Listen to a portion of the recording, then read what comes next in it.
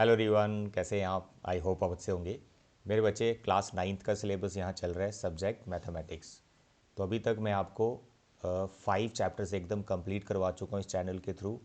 सबसे पहले आप देखें, जो इम्पोर्टेंट चैप्टर्स हैं मैंने उनको कवर किया है, like lines and angles, triangle, उसके बाद polynomial, then fourth number you can say number system, इसके इंपॉर्टेंट टॉपिक मैंने उठाए थे। And number 5 Heron formula. ये 5 चैप्टर्स मैं आपको एकदम कंप्लीट करवा चुका हूँ और अभी हमारा 6 चैप्टर चल रहा है। हमारा इस चैनल में 6 चैप्टर चल रहा है, बट एनसीईआरटी में ये 8 चैप्टर है, दैट इज़ कोऑर्डिनेटर। तो अभी हम कोऑर्डिनेटर कर रहे हैं, जो कि बहुत इंपॉर्टेंट चैप्टर है। और ज्योमेट्री का ये मैं 3rd चैप्टर आपको करवा रहा हूँ, जिससे पहले लाइन्स एंड एंगल, ट्राइंगल एकदम डिटेल में मैं पढ़ा चुका हूँ। ठीक है, तो कोऑर्डिनेटर बहुत इंपॉर्टेंट चैप्टर है और फाइनल एग्जाम में इसका वेटेज भी अच्छा खासा होने वाला है। तो मेरे साथ आपने अच्छे से कोऑर्डिनेटर को प्रिपेयर करना है। तो कोऑर्डिनेटर का अभी तक हमने एक ही लेक्चर कवर किया है, जिसमें मैंने 7 थ्योरम्स एंड एक्सरसाइज 8.1 की फर्स्ट 2 एग्जाम्पल्स कवर की हैं। एग्जाम्पल्स आपने बिल्कुल नहीं छोड़नी है, ऐसा नहीं कि सर एग्जाम्पल से तो आता नहीं, अरे एग्जाम्पल से भी क्वेश्चन आ सकता है। तो मैं सभी एग्जाम्पल्स भी यहाँ पे करवाता हूँ हर एक चैप्टर की। तो आपने एग्जाम्पल्स के भी प्रॉपर नोट्स बनाने और उनको बार बार प्रैक्टिस करना है। तो यहाँ पर मैं फर्स्ट 2 एग्जाम्पल्स करवा चुका हूँ एक्सरसाइज 8.1 की, एक्सरसाइज 8.1 की। तो आज इसकी जो पेंडिंग वाली एग्जाम्पल्स हैं, एग्जाम्पल नंबर 3, 4 एंड 5, तो ये 3 एग्जाम्पल्स मैं यहाँ पे कवर करने वाला हूँ। ठीक है, तो मेरे बच्चे, if you are new here in my channel, kindly subscribe the channel. यहाँ पर 10th का सिलेबस ऑलरेडी पढ़ा चुका हूँ मैं, 9th का यहाँ पर मैं पढ़ा रहा हूँ इस सेशन के लिए। चैप्टर 8 कोऑर्डिनेटर चल रहा है हमारा। ये सिलेबस आपका जो सीबीएसई ने आपको इस सेशन के लिए दिया है, सेशन 2023-24, और फाइनल एग्ज़ाम की जो प्रिपरेशन है अकॉर्डिंग टू द सिलेबस करनी है। आउट ऑफ सिलेबस जाके अभी कुछ मत प्रैक्टिस करो, बहुत कम समय बचा हुआ है। आप सिर्फ और सिर्फ जो सिलेबस है उसी पे ध्यान दो, एक्स्ट्रा टॉपिक्स आप बाद में भी कर सकते हो। इस थ्योरम का प्रूफ हमारे सिलेबस में है, जो कि प्रीवियस लेक्चर में मैंने आपको करवा दिया कि इसका प्रूफ कैसे बनता है। ठीक है, तो मेरे बच्चे थ्योरम्स हैं 8.1, 8.2, 8.3, 8.4, 8.5, 8.6, 8.7। इन 7 की 7 थ्योरम्स को मैंने एकदम एक्सप्लेन किया है कि इनका मीनिंग क्या है और कैसे आपने इनको अप्लाई करना है एक्सरसाइज के क्वेश्चंस करते रहिए। ठीक है, तो प्रीवियस लेक्चर जरूर देख लेना। एग्जाम्पल 1 हो चुकी है, एग्जाम्पल 2 भी हो चुकी है। तो आज हम एग्जाम्पल 3 से स्टार्ट कर रहे हैं और तीनों एग्जाम्पल्स आराम से डिटेल में मैं आपको पढ़ाने वाला हूँ। राइट, तो देखें एग्जाम्पल 3 आप रीड करें क्या लिखा हुआ है। और यहाँ पर एक चीज़ और नोटिस करें, जब मैं आपको पढ़ा रहा हूँ तो देखिए यहाँ पे लिखा हुआ है सी फिगर 8.8। आपकी बुक में ये फिगर दिया होता है, क्वेश्चन के साथ दिया होता है, लेकिन मैं नहीं बनाता हूँ। मैं क्यों नहीं बनाता हूँ? अरे यार, आपको भी के फाइनल एग्जाम में हो सकता है फिगर गिवन ना हो। टीचर आपको चेक करे आपके इस क्वेश्चन का कितना नॉलेज है, क्या आप बिना फिगर के भी इस क्वेश्चन को बना पाओगे। मतलब कि अगर फिगर नहीं है, क्या खुद से फिगर बना पाओगे? तो इसलिए मैं फिगर नहीं बनाता हूँ। जब जो जैसा एनसीईआरटी में दिया हुआ है, यहाँ पर क्वेश्चन करते वक्त मैं आपको फिगर बना के दिखाता हूँ कि आप भी, ताकि एग्ज़ाम में अगर फिगर ना गिवन हो तो आप भी खुद से बना सको। तो यहाँ पे देखें फिगर मैं कैसे बनाता हूँ। कुछ नहीं होता, स्टेटमेंट ध्यान से पढ़नी होती है और उसी स्टेटमेंट के अकॉर्डिंग अपनी फिगर को बना लेना होता है। ठीक है, तो देखें यहाँ पर A B C is an isosceles triangle in which A B equal to A C. देखो आइसोसेलेस ट्राइंगल एक ट्राइंगल है, ए बी ए सी के इक्वल है। पहले पूरा स्टेटमेंट पढ़ लें, फिर फिगर बनाना स्टार्ट किया करो। AD bisects exterior angle PAC। तो यहाँ पर ट्राइंगल का कोई एक्सटीरियर एंगल आ गया है, उसको AD बाइसेक्ट कर रहा है, और साथ में CD पैरेलल टू AB। एक इन्फॉर्मेशन हो रहा है कि ये CD AB के पैरेलल है। शो दैट यहाँ पे जो दो एंगल ये क्रिएट होंगे उनको इक्वल करना है। साथ में ABCD एक पैरेललोग्राम, ABCD एक कोऑर्डिनेटर जो भी बनेगा उसको पैरेललोग्राम प्रूव करना है। मेरे बच्चे, गिवन आपकी रिस्पॉन्सिबिलिटी लिखना, क्वेश्चन से ही लिखना होता है। टू प्रूव आपको दिख रहा है दोनों पार्ट, या आपको खुद से ही लिखना है। मैं यहाँ पर आपके लिए प्रूफ करने वाला हूँ। ठीक है, तो मैं फिगर बना रहा हूँ, देखो ध्यान से कैसे फिगर बनेगा। मेरे बच्चे, एक आइसोसेलेस ट्राइंगल है, तो सबसे पहले हम एक ट्राइंगल बनाएंगे जिसका नाम ABC। ABC, देखो जैसे स्टेटमेंट वैसे लिखा था ना, ABC आइसोसेलेस ट्राइंगल मैंने बना दी। तो इसमें AB AC के इक्वल है, ये हमें गिवन है, तो ये AB AC के इक्वल है, गिवन इन्फॉर्मेशन होगी। अब आगे ध्यान से देखो, कह रहा है AD bisect exterior angle PAC। अब PAC एंगल, तो P कहाँ लेना है, एक्सटीरियर एंगल कहाँ बन रहा है, ये PAC। तो मेरे बच्चे ये A है, ये C है, तो P, तो इसका मतलब यहाँ पर मुझे BA को प्रोड्यूस करना पड़ेगा, और यहाँ पे मेरा पी क्रिएट होगा, क्योंकि पी ए सी एक एंगल बनाना है जिसमें ए सी रे इन्वॉल्व हो रही है। तो ए सी रे के साथ अगर मुझे एक्सटीरियर एंगल बनाना था तो मुझे बी ए को ही प्रोड्यूस करना था।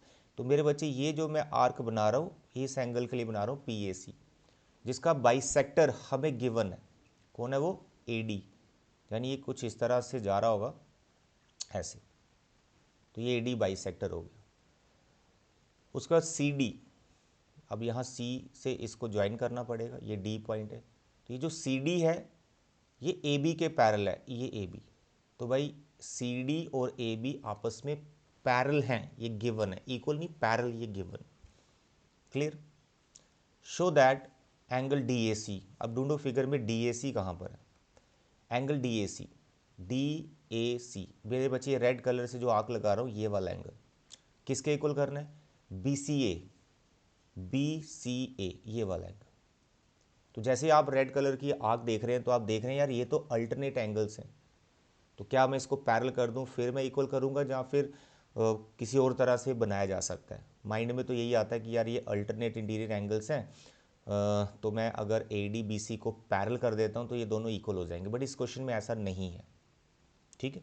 इस क्वेश्चन में हमने अल्टरनेट एंगल के कॉन्सेप्ट से इनको इक्वल नहीं करना। ये जो हमें बाइसेक्टर गिवन है ना, ये बाइसेक्टर की हेल्प से ये दोनों एंगल आपस में इक्वल हो जाएंगे। बड़ा सिंपल। देखो मेरे बच्चे ध्यान से समझो। माय डियर स्टूडेंट्स, किसी भी आइसोसेलेस ट्राइंगल में जब उसकी दो साइड्स इक्वल होती हैं तो उसके अपोजिट एंगल्स भी इक्वल होते हैं। तो यहाँ से इसकी शुरुआत करो। तो in triangle A B C, A B is equal to A C, it is given. जितना मैं लिखता हूँ ना बच्चा, इतना ही प्रूफ बनाया करो, इतना ही लिखा करो एग्जाम में भी। कुछ बच्चे बहुत एक्स्ट्रा लिख देते हैं, वो टीचर देखता है यार अननेसेसरी चीज़ें लिखी हुई है, कोई फ़ायदा नहीं उस चीज़ का। टू द पॉइंट आपने क्वेश्चन को करना है, ठीक है, ज़्यादा डिटेल करने की जरूरत नहीं थी। ए बी ए सी के इक्वल इट इज़ गिवन, तो तुरंत लिखें angle A B C is equal to angle A C B. यानी ये वाला एंगल बी और ये वाला एंगल सी, इनको मैंने इक्वल ले लिया। A B C and A C B both angles are equal. आप रीज़न लिख सकते हैं, angles opposite to equal sides, that's all। Inner triangle लिखने की जरूरत नहीं है, कई बार ऐसे पूरा स्टेटमेंट इसका क्या होता है, angles opposite to equal sides in a triangle are equal. पूरा लाइन लिखने की जरूरत नहीं। अगर आपने इतना भी लिखा है तो कोई मार्क्स नहीं आपके कटते। सिंपल आप टीचर को समझा रहे हो कि ये एंगल आपने इक्वल क्यों ले लिए। Angles opposite to equal sides, कि भाई ये दो एंगल जो मैं इक्वल ले रहा हूँ ये वो एंगल्स हैं जो इक्वल साइड्स के अपोजिट है। तो साइड्स पहले बता रखी है, ट्राइंगल पहले बता रखी है, बस इतना लिखना भी सफिशिएंट होता है, ठीक है। जितना हो सके टाइम सेव करें। आपने 38 क्वेश्चंस बनाने अपने फाइनल एग्जाम में, 38 क्वेश्चंस। तो भाई अगर एक एक वर्ड भी कम करोगे हर क्वेश्चन में तो थोड़ा सा टाइम तो बचेगा ना, ताकि क्वेश्चंस को निपटा पाए। क्लियर है? तो मेरे बच्चे ये हमारे पास आ गया फर्स्ट स्टेप कि ये दोनों एंगल हमारे इक्वल हैं, इसको नंबर 1 रख लेता हूँ। इसके बाद हमें बाइसेक्टर यहाँ कुछ गिवन है, वहाँ से भी दो एंगल इक्वल बनेंगे, वो भी लिख लो। Here A D bisects angle P A C, ये भी हमें गिवन था। तो इसमें लिख सकता हूँ therefore angle 1 is equal to angle 2। कई बार क्या होता है, कंप्लीट नाम लिखने में भी हमें टाइम वेस्ट होता है, प्लस कन्फ्यूजन भी हो जाती है कि कहाँ पर वो एंगल। तो ऐसे आप नेमिंग दे सकते हो, एंगल 1 2 3 ऐसे नेमिंग दे सकते हो। जैसे मैंने एंगल 1 2 के इक्वल ऐसे ले लिया, तो यहाँ पर मैं 1 लिख देता हूँ एंगल, यहाँ पे 2 लिख देता हूँ। तो ये वाला एंगल और ये वाला एंगल आपस में इक्वल है, क्योंकि ए डी उसका बाइसेक्टर है। तो एंगल 1 इक्वल टू एंगल 2। तो ये जो दो सिचुएशन मैंने यहाँ बना दी हैं, दो कंडीशन जो बना दी हैं एंगल्स के बारे में, यही से हमें प्रूफ मिल जाएगा कि ये वाला जो एंगल हमने इक्वल करना है ये कैसे हुआ।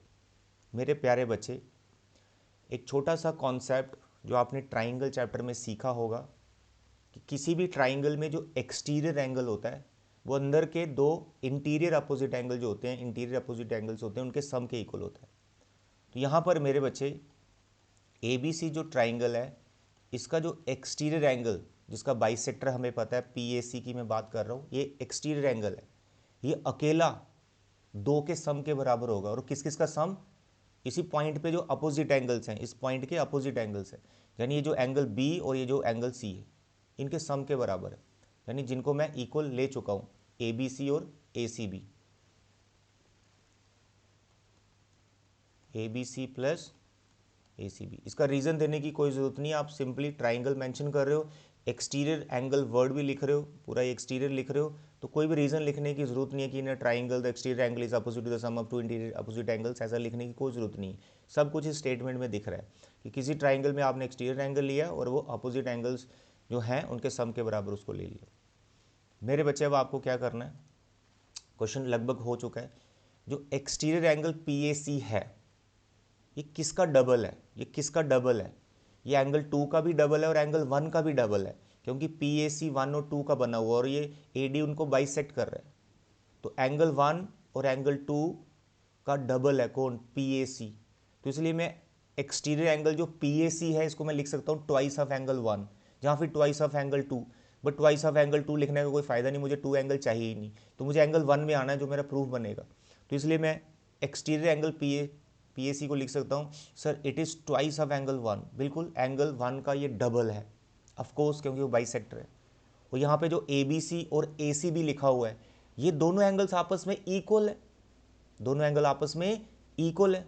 तो यहाँ पर भी थोड़ा सा मैनेज किया जा सकता है, जैसे मुझे किस एंगल पे जाना है, C एंगल पे जाना है, तो ये जो ABC लिखा हुआ है तो ABC की मुझे ज़रूरत नहीं है, तो ABC की जगह मैं ACB लिख लूँगा, और ACB एक ऑलरेडी लिखा हो, तो आप बोलेंगे सर ABC की जगह ACB क्यों लिखा हुआ, यूजिंग फर्स्ट, क्योंकि वहाँ बताया मैंने ABC किसके बराबर है, ACB के बराबर।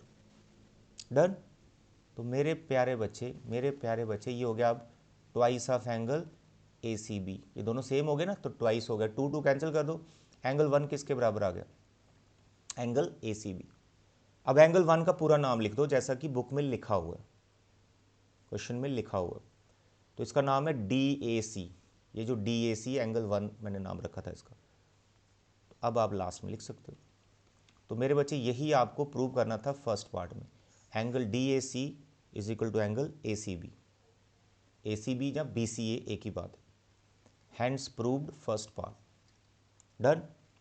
नेक्स्ट पार्ट है ABCD, जो कोऑर्डिनेटर दिख रहा है इसको आपने पैरेललोग्राम बताना है, ABCD पैरेललोग्राम हो ही जाएगा, जिनको आपने अभी भी इक्वल किया है, एंगल 1 और ये एंगल C पॉइंट पे बने, ये दोनों तो अल्टरनेट एंगल्स हैं फॉर AD एंड BCAC, उसका ट्रांसवर्सल बना हुआ, तो हमारे पास AD और BC पैरेलल हो जाएगी, क्योंकि अल्टरनेट एंगल्स इक्वल कर दिया आपने।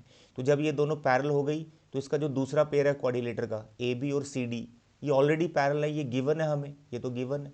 तो जब किसी कोऑर्डिनेटर में दोनों पेयर पैरेलल होते हैं तो वो पैरेललोग्राम हो जाता है, तो बन गई ना बात। तो अब आप यहाँ पे लिख सकते हैं but these two angles form what, pair of alternate interior angles. ठीक है, बस इतना लिखना सफिशेंट है। इसके बाद तुरंत आप इन दोनों अल्टरनेट से जो जिन जिन साइड्स की वजह से उन साइड्स को लिख लो। तो ये है 1 और ये वाला एंगल, तो आप लिखेंगे ADBC पैरेलल हो गए, तो आप लिखेंगे therefore AD parallel to BC, इसको भी आपको नंबर दे दो, नंबर 3। फिर आप लिखेंगे आल्सो, जो हमें गिवन था, CD parallel to AB, CD parallel to AB। तो भाई आप किसी कोऑर्डिनेटर में क्या कर चुके हैं, ABCD एक कोऑर्डिनेटर है, आप बता चुके हैं CD AB के पैरेलल है, और आप बता चुके हैं AD BC के पैरेलल है, तो इसका मतलब ये पैरेललोग्राम हो गया। तो therefore in coordinator ABCD CD parallel to AB, और अपोजिट इसका कौन सा दूसरा pair, AD parallel to BC, therefore ABCD is a parallelogram. बस इतना सफिशिएंट है। तो किसी भी कोऑर्डिनेटर में दोनों पेयर अगर पैरेलल हो जाएं तो वो पैरेललोग्राम होता है। Example 3 is very very important, इसमें बहुत सारे कॉन्सेप्ट यूज़ किए जा रहे हैं। एंगल बाइसेक्टर की बात हो रही है, आइसोसेलेस ट्राइंगल में दो साइड्स इक्वल हैं, उसके अपोजिट एंगल्स को इक्वल करने की बात हो रही है, एक्सटीरियर एंगल की बात हो रही है। तो this question is very important, अच्छे से कर लेना, लॉन्ग आंसर या 3 मार्क्स का ही आ सकता है आपको आपके फाइनल एग्जाम में। चलिए अब आगे बढ़ते हैं, example number 4, very interesting, read the statement. Two parallel lines L and M are intersected by a transversal P। Figure फिर मैंने नहीं बनाया, आपने भी मेरे साथ ही बनाना है, फिगर आपको हम नहीं गिवन देंगे, ठीक है। Show that quadrilateral formed by the bisectors of interior angles is a rectangle. मेरे प्यारे बच्चे, मेरे प्यारे बच्चे, आप यहाँ पर दो पैरल लाइंस बना दो। देखो मेरे पास स्केल भी नहीं है, बिना स्केल के देखो कैसे स्ट्रेट लाइंस बन रहे हैं और पैरल बन रही। आप भी ऐसे प्रैक्टिस किया करो, ठीक है, फ्री हैंड से बनाना सीखा करो। ये हमारे पास ट्रांसवर्सल P आ गई, ये लाइन L आ गई, ये लाइन M आ गई। इसके जो इंटीरियर एंगल्स हैं, टोटल 8 एंगल्स बनते हैं जब ऐसा होता है। तो जो अंदर वाले 4 एंगल्स हैं उन चारों के बाइसेक्टर बना दो और उनको मिला दो आपस में।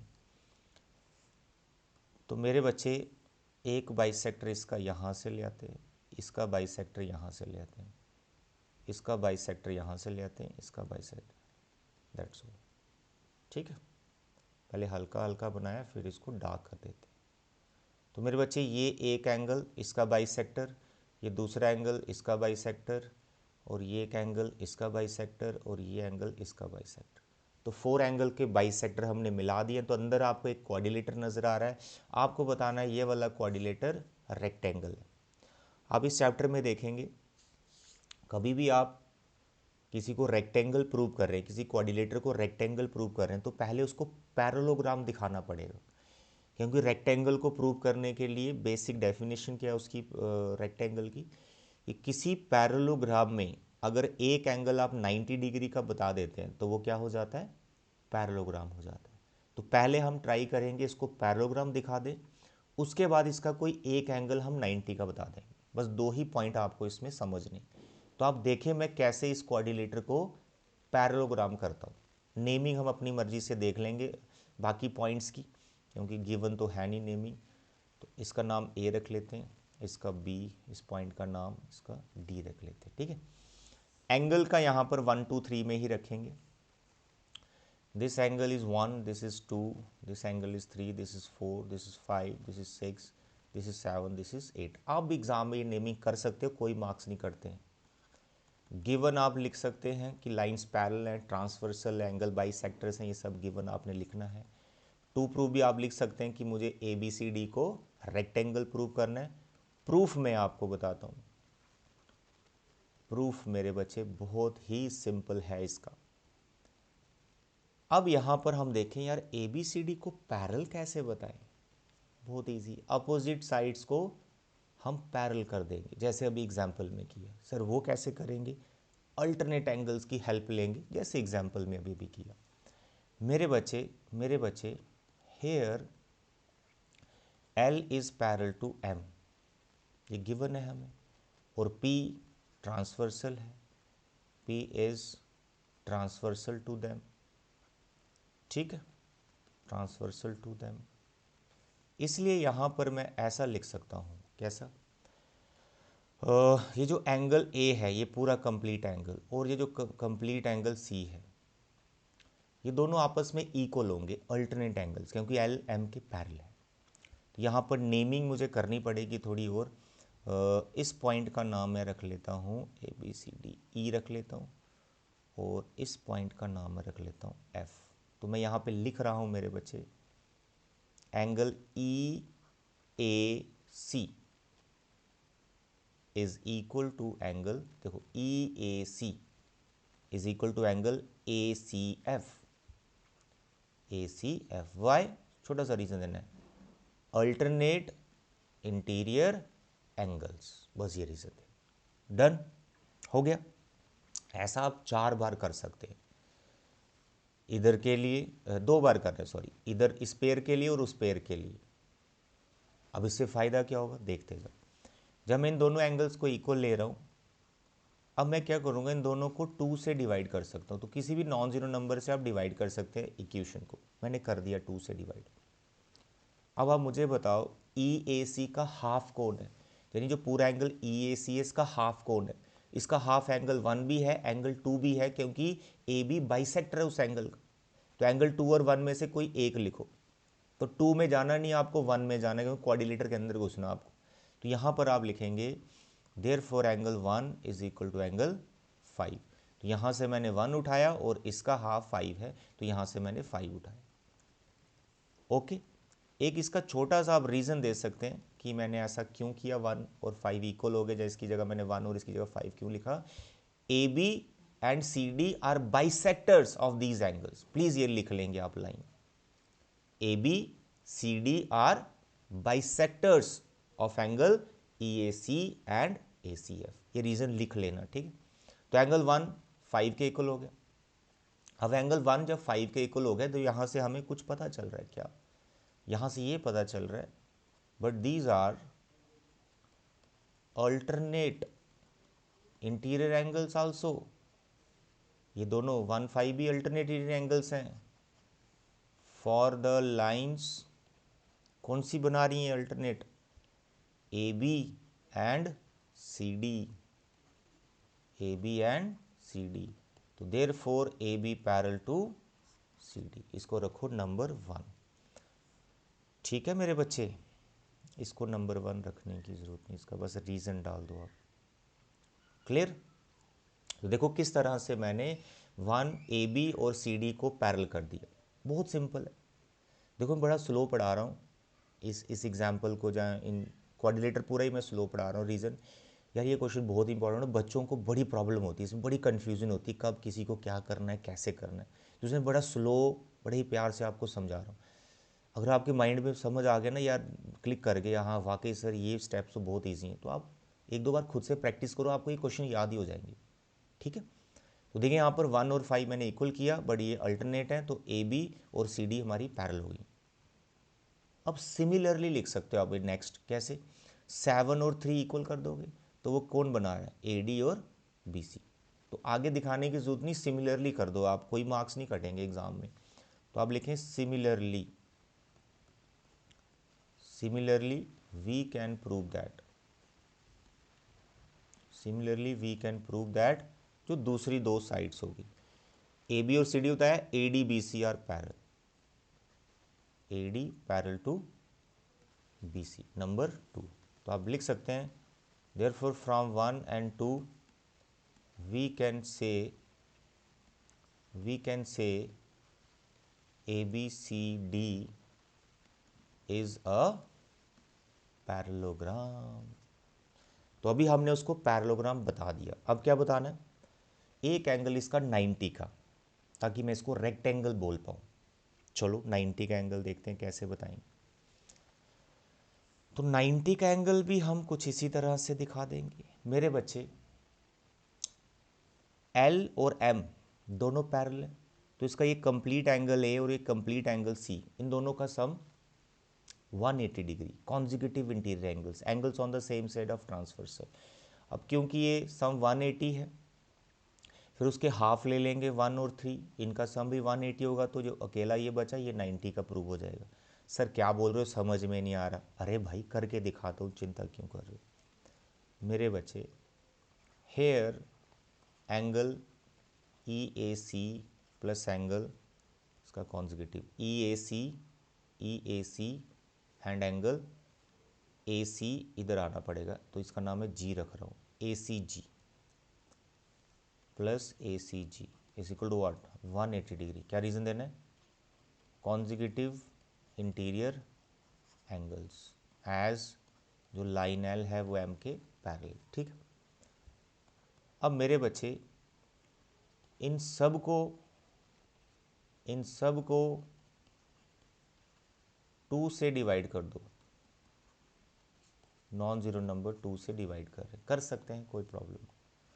ई ए सी का हाफ एंगल 1 भी है एंगल 2 भी है, तो हम एंगल 1 लेंगे।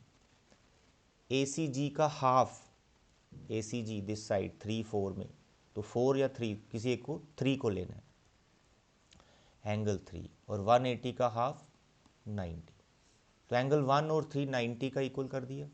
अब यहाँ पर एक ट्राइंगल बना हुआ, उसमें एंगल सम प्रॉपर्टी लगाएंगे, कौन सा ट्राइंगल, ए बी सी, तो in triangle A B C angle 1 plus angle 3 plus angle B, तीनों का sum 180 degree, angle sum property of a triangle. अब 1 और 3 इन दोनों का सम मैं 90 बता चुका हूँ, तो एंगल बी कितने डिग्री का आ गया मेरे बच्चे, 90 डिग्री का। तो भाई उस पैरेललोग्राम में एक एंगल उसका हम 90 बता चुके हैं, इसका मतलब सभी 90 के वो हो जाएंगे। तो दिखाने की जरूरत नहीं है बाकी सभी 90 के, क्योंकि पहले पैरेललोग्राम बताया फिर एक एंगल 90 बताया, वो रेक्टेंगल हो गया। तो फिर आप बता सकते हैं therefore ABCD is a rectangle, hence proved, that's all. Very important example. खुद से प्रैक्टिस तो करना ही पड़ेगा, एक बार नहीं 2-3 बार करना पड़ेगा, तब जाके बैठेगा दिमाग में। है बहुत सिंपल है, मैं टाइम ले रहा हूँ ताकि अच्छे से आपको समझ में आ जाए। चलिए आज की last example number 5। Show that bisector of angles of a parallelogram form a rectangle. ये भी कुछ इस जैसा ही है। यहाँ पर बाइसेक्टर्स बना दिए गए हैं पैरेललोग्राम एंगल्स के, और अंदर एक क्वाड्रिलेटर बना है, उसको रेक्टेंगल बताना है, फिर से रेक्टेंगल बताना है। तो पैरेललोग्राम बताना है फिर रेक्टेंगल बताना है, लेकिन इसमें थोड़ा उल्टा है, इसमें 90 वाला पोर्शन पहले दिखाना है और बाद में अपोजिट एंगल्स इक्वल लेके वो पैरेललोग्राम हो जाएगा। फिर बाद में हैंड्स प्रूव करके हैंड्स करके उसको हम क्या रेक्टेंगल बोल देंगे। सर क्या बोल रहे हो, समझ में नहीं आ रहा। अरे भाई चिंता क्यों करते हो, रुको मेरी बात सुनो, पहले मुझे बनाने तो दो diagram. Bisectors of angles of A parallel, पहले पैरेललोग्राम बनाइए। यहाँ पर देख लीजिए, देखो ऐसे फ्री हैंड से बना रहा हूँ मैं, आप भी ऐसे प्रैक्टिस किया करो। देखो कितना प्यारा पैरेललोग्राम बना दिया मैंने, ABCD, ये हो गया पैरेललोग्राम। अब इसके बाइसेक्टर बनाने हैं। देखो ये एंगल D, ये एंगल C, ये एंगल B, ये एंगल B, इसके बाइसेक्टर। तो भाई इसका बाइसेक्टर कुछ ऐसे आ जाएगा, इसका बाइसेक्टर आएगा। यहाँ भी बड़ी कन्फ्यूज़न होती है बाइसेक्टर जाके कहाँ मिलेंगे। देखो अपोजिट जो है ना ये अपने कॉन्जिक्यूटिव वाले, उनको मिलाना है। ये कई बार बनता नहीं, ऐसे याद रखो ये है COD कॉन्जिक्यूटिव एंगल्स एक साइड में, इनके बाइसेक्टर को मीट करवाना है अगर डायग्राम को याद रखना है। और A और B सेम साइड वाले जो एंगल है इनको मीट करवाना, इनके बाइसेक्टर को मीट करवाना। लो भाई ऐसा फिगर बनेगा, ठीक है। तो इसको मैं अलग कलर से बना देता हूँ। ये आ गया बाइसेक्टर, ये इसका बाइसेक्टर आ गया। ओके डियर, ये इसका बाइसेक्टर और ये इसका बाइसेक्टर। कई बार क्या होता है एंगल D का जो बाइसेक्टर है और एंगल A का जो बाइसेक्टर है उसको आप एक पॉइंट पर मिला रहे होते हैं, ठीक है। हाँ वो भी मिला सकते हैं, फिर दूसरे का भी ध्यान रखना है, अपोजिट का मत मिला देना बस जैसे एंगल D है और एंगल B है, इसको मत, इन दोनों के बाइसेक्टर को मीट मत करवा देना। तो यहाँ से अगर मैंने D लिया है तो यहाँ से मैंने C लिया है, इसको मिला दी। तो अगर यहाँ से D लिया है तो इसको C लिया, इनको मिला दिया, तो इसको किसी एक तरफ से प्रोड्यूस करना है, ठीक है। आई होप डायग्राम समझ में आ गई। तो अंदर ये फिगर आपको दिख रहा है, इसको आपको रेक्टेंगल प्रूव करना है। इसकी नेमिंग कर लेते हैं, इसका नाम रख लेते हैं P, इसका Q, इसका R और इसका S। ये क्वेश्चन सिंपल है as compare to example number 4, क्योंकि इसमें यार हर एक एंगल 90 का मुझे दिख ही रहा है। ये एंगल, ये एंगल, ये एंगल, ये सब 90 के एंगल हैं, और सभी 90 के, तो अपोजिट एंगल्स ऑफकोर्स इक्वल है, तो पैरेललोग्राम तो ये हो ही गया, और 90 का तो पहले ही बता चुका है। अभी सर ये 90 कैसे, जो अभी हमने 90 का दिखाया वैसे उसी कॉन्सेप्ट से इसको 90 बताना, बस यहाँ वर्टिकल अपोजिट एंगल का कॉन्सेप्ट आएगा। अरे सर आज आप बहुत बोल रहे हो, अरे बोलने दो ना थोड़ा, कई बार क्या है बोल बोल के ही आपको समझाना पड़ता है बहुत सारी चीज़ें। देखो ध्यान से देखो कैसे कर रहा हूँ, गिवन टू प्रूव लिख लेना भाई मेरे बच्चे, मेरे बच्चे। Here ABCD is a what, parallelogram. क्या है ये, पैरेललोग्राम। तो ABCD के पैरेलल है, AD BC के पैरेलल है, वो सब मैं नहीं दिखा रहा हूँ, मैं आपको ये बता रहा हूँ कि angle CDA plus angle BAD, इनका सम 180, कॉन्जिक्यूटिव इंटीरियर एंगल्स, रीजन देना है कॉन्जिक्यूटिव इंटीरियर एंगल्स। ये एंगल D और ये एंगल A, किसी भी पैरेललोग्राम में उसके एडजेसेंट एंगल्स का सम 180 होता है, ऐसा रीजन भी दे सकते हैं। दोनों को 2 से डिवाइड कर दो। अभी तो मैंने बोला ना पिछले एग्जाम्पल में जो किया वैसा ही है, वैसा ही है। दोनों को 2 से डिवाइड कर दो, कर दिया 2 से डिवाइड। अब इनके हाफ लिख लो, अब हाफ में वही नंबरिंग, यहाँ पर मैं 1 लिखता हूँ, यहाँ 2 लिख रहा हूँ, यहाँ 3 लिख रहा हूँ, यहाँ 4 लिख रहा हूँ, यहाँ पे 5 लिख रहा हूँ, यहाँ पे 6 लिख रहा हूँ, यहाँ पे 7 लिख रहा हूँ, 8 लिख रहा हूँ। तो यहाँ पर CDA और BAD का हाफ लिखना है। तो CDA का हाफ एंगल 1, ट्राइंगल में आना आपको, तो यहाँ पर एंगल 1 लिख रहा हूँ, प्लस BAD का हाफ, ये आपका BAD, ये एंगल BAD, इसका हाफ 4 और 3 में 3 लिखना है, ट्राइंगल के अंदर जाना है, एंगल 3, और यहाँ पर हो गया 90। देखो भाई, फिर ये ट्राइंगल DQA लेंगे, इसमें एंगल Q मेरा 90 हो जाएगा, तो उसके अपोजिट वर्टिकल होता है वो भी 90 हो जाएगा। तो बस ऐसे कोऑर्डिनेटर के अंदर घुस जाएंगे हम। तो मेरे बच्चे इन ट्राइंगल DQA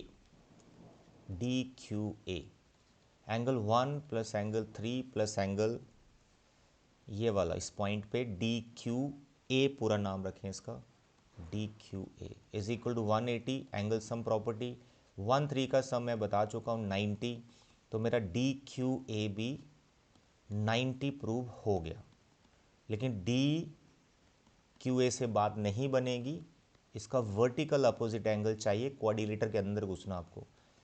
तो angle DQA is equal to angle PQR is equal to angle PQR। Y?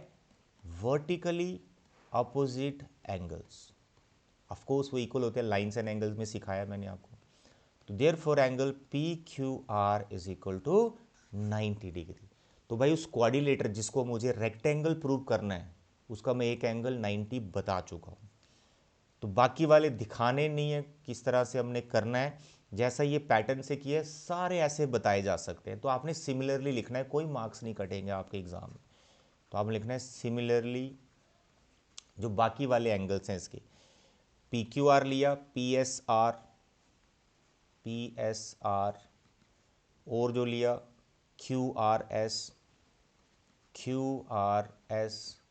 और एक बच गया QPS is equal to 90 degree. Clear है? तो किसी क्वाड्रिलेटर में सभी एंगल आप 90 बता चुके हो। रेक्टेंगल क्या प्रूव हो गया? देखो बुक की एग्जाम्पल देखोगे, वहाँ भी उसने बोला कि इज इट सफिशेंट कि सारे एंगल 90 दिखा दें तो वो रेक्टेंगल हो जाएगा। बच्चे उसको पैरेललोग्राम आपको दिखाना ही पड़ेगा। तो उसमें इसमें करना कुछ नहीं, बस एक स्टेप ही करना है। तो सारे एंगल 90 हो ही चुके हैं, तो एंगल अपोजिट वाले पकड़ो आप। देखो ये एंगल P है, ये एंगल R है, तो आप बोलो angle P is equal to angle R 90 degree, each 90 degree. ठीक है, ईच 90 डिग्री। अभी तो प्रूव किया सारे एंगल 90 के। और दूसरा Q पे क्या बना हुआ है? PQR यानी एंगल Q और इसके अपोजिट एंगल S, PSR। ये दोनों भी इक्वल हैं। Why? Each 90 degree, but these are opposite angles of quadrilateral ABCD। therefore quadrilateral ABCD, ABCD लिख दिया, क्या नाम है इसका, PQRS। therefore quadrilateral PQRS is a parallelogram with each angle 90 degree, hence it is a rectangle। Opposite angles अगर equal हों तो वो पैरेललोग्राम होता है, ये हमने थ्योरम में पढ़ा हुआ है, प्रीवियस लेक्चर में सिखाया। तो अपोजिट एंगल्स देखो यहाँ पर मैं इक्वल कर रहा हूँ, इसका मतलब पैरेललोग्राम है, और हर एक एंगल 90 का वो पहले ही बता चुके हैं, hence it is rectangle. That's all. तो मेरे बच्चे ये थे आज के हमारे 3 क्वेश्चन जो कि एग्जाम्पल्स थी। तो एक्सरसाइज 8.1 की जो 5 एग्जाम्पल्स एकदम हमारी हो गई हैं। नेक्स्ट हम एक्सरसाइज 8.1 को कंप्लीट करेंगे। जितना भी होगा टोटल आई थिंक 7 क्वेश्चन है, 2 पार्ट्स में मैं आपको करवा दूंगा।